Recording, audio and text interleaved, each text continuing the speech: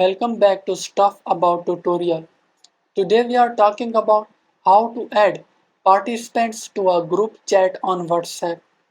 Why would you want to know how to add participants to a group chat on WhatsApp?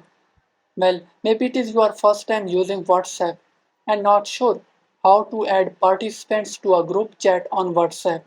So today I am going to show you how to add participants to a group chat on WhatsApp.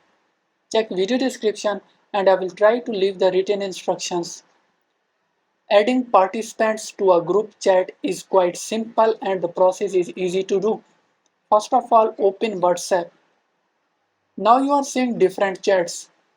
Select the group to which you are willing to add participants. Click on three dots at the top right corner. Now click on Group Info. Scroll down. Here you are seeing Add Participants and Invite via link. Select any option. Select the participants you want to add.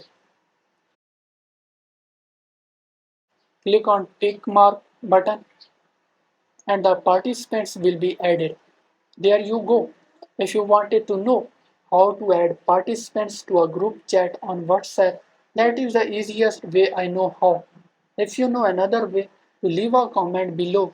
Be sure to subscribe for more videos.